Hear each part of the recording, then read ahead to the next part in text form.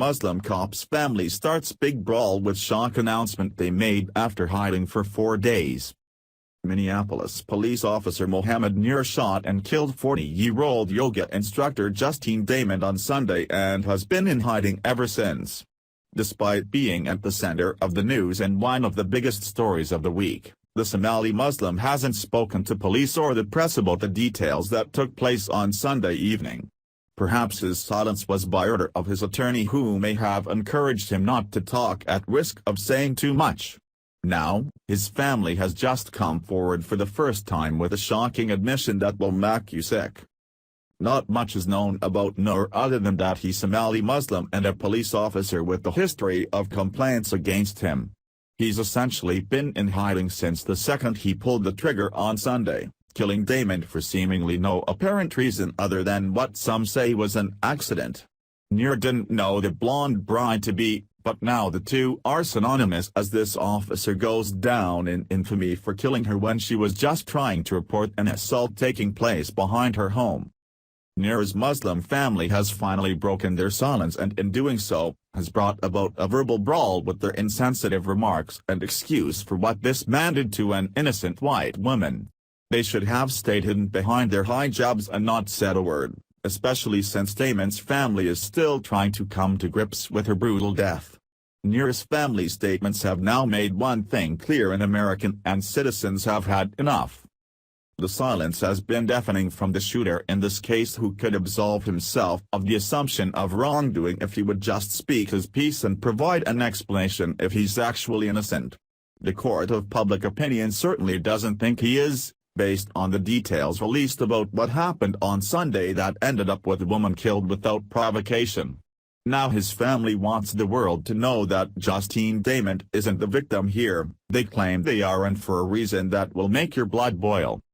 "We feel so bad about this, we are traumatized ourselves," one of Nur's family members said.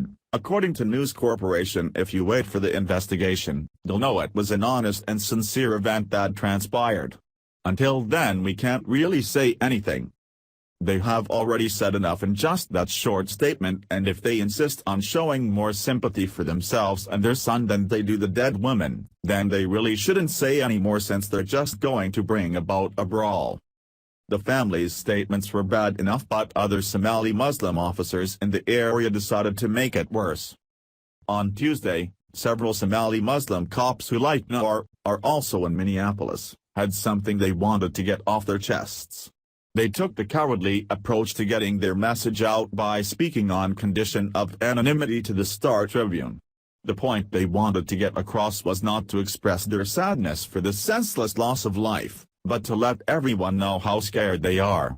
"This is scaring our families," explained one officer, who spoke for all of the fearful Muslim officers in Minnesota. "It's difficult to deal with some media groups going to other Somali officers' houses who are not involved in this shooting," he said. "It makes it hard to do this job when you're worried about your family. These are people who are expected to be brave and are trusted to serve and protect the community they're in, but are crying about their feelings instead, with an ulterior motive for doing so in mind. Police officers are heroes and among the finest people in America, who deserve our respect, but what these Muslim cops are saying is pathetic and manipulative.